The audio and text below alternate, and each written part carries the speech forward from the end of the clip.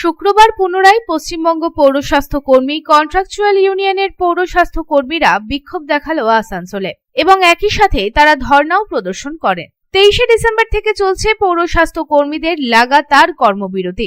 26শে December আজ অর্থাৎ শুক্রবার এই কর্মবিরতি বজায় থাকলো। জানা যায় ইউপিএইচসিএস, সিবিপিএইচসিএস এবং এইচএসডব্লিউ স্কিমে বিভিন্ন ইউএলবিতে কর্মরত 54টি স্তরের কর্মীরা তাদের বিভিন্ন দাবি দাবা নিয়ে কর্মবিরতি জারি করে।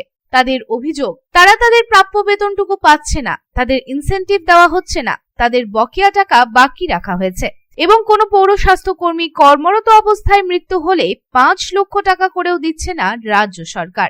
তাই বিভিন্ন দাবি দাওয়া নিয়ে তারা এই বিক্ষোভে সোচ্চার হন এবং রাস্তা ব্লক করে। তবে এই বিক্ষোভ চলাকালীন এক মহিলা পুলিশ কর্মী অসুস্থ হয়ে পড়লে আশা কর্মীরা তাকে সাহায্য করার চেষ্টা করেন। এদিন এই প্রসঙ্গে পশ্চিমবঙ্গ পৌর স্বাস্থ্য কর্মী কন্ট্রাকচুয়াল ইউনিয়নের যুগ্ম সম্পাদিকা জানান, গত 23 তারিখ থেকে লাগাতার কর্মবিরতি চলছে। গত 22শে আগস্ট মুখ্যমন্ত্রীর কাছে যাই আমরা, তবে মুখ্যমন্ত্রী দেখা করেননি, তাই বাধ্য হয়ে কর্মবিরতি করছি এবং যতদিন না আমাদের দাবি মানা হবে কর্মবিরতি করা হবে। গোটা রাজ্যে জেলায় জেলায় কর্মবিরতি চলছে। কর্মরত অবস্থায় মারা গেলে কোনো বেনিফিট দেয় না আশা কর্মীদের। আমাদের গত 23 তারিখ থেকে লাগাতার কর্মবিরতি চলছে। আমরা গত 22শে আগস্ট মাননীয় মুখ্যমন্ত্রীর কাছে গিয়েছিলাম, মাননীয় আমাদের সঙ্গে দেখা করেননি। তারপর আমরা গত 11ই নভেম্বর ইউডিএম ববি হাকিমের দপ্তরে গিয়েছিলাম, সেখানে ওনারা আমাদের সঙ্গে দেখা করেননি। আমরা তাই বাধ্য হয়ে কর্মবিরতির দিকে গেলাম, কারণ আমাদের দেয়ালে পিঠ থেকে গেছে। আমরা যতদিন না আমাদের দাবি আদায় হবে এই কর্মবিরতি চলবে। গোটা পশ্চিমবাংলা আজকে 2-3 দিন ধরে কর্মবিরতিতে আছে। রুরাল আশারাও শুরু করে দিয়েছে, তারাও বুধবার থেকে ময়দানে নেমে গেছে। আমরা মঙ্গলবার থেকে নেমেছিলাম, আরবানের এইচএসডব্লিউরা। আমাদের দাবি যতক্ষণ না মানা হবে আমরা কর্মবিরতি করে যাব। আমরা আজকে গোটা রাজ্যে আমাদের কর্মসূচি চলছে। জেলায় জেলায় সিওএস দপ্তরে ডেপুটেশন চলছে, রুরাল এবং আরবান মিলিয়ে ডেপুটেশন হচ্ছে।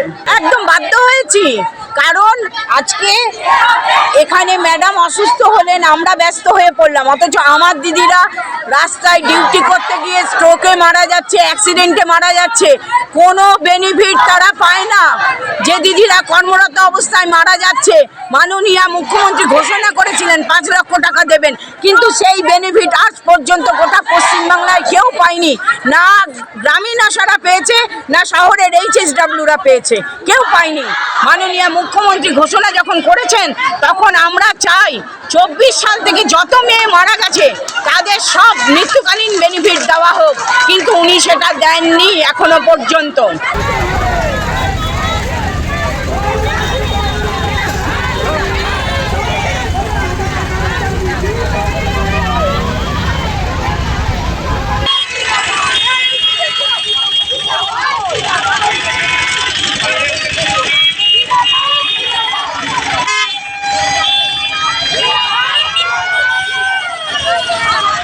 আসানসোল থেকে সন্তোষ মণ্ডলের রিপোর্ট, পাবলিক টাইমস। কিছু পরম্পরা আর শেখা মায়ের থেকে চলে আসে মেয়ের কাছে, ঠিক যেরকম হনুমান্তা চাক্কি ফ্রেশ আটা, ঠিক যেন মায়ের ভালোবাসা, যেমন শুদ্ধতা তেমন স্বাদ।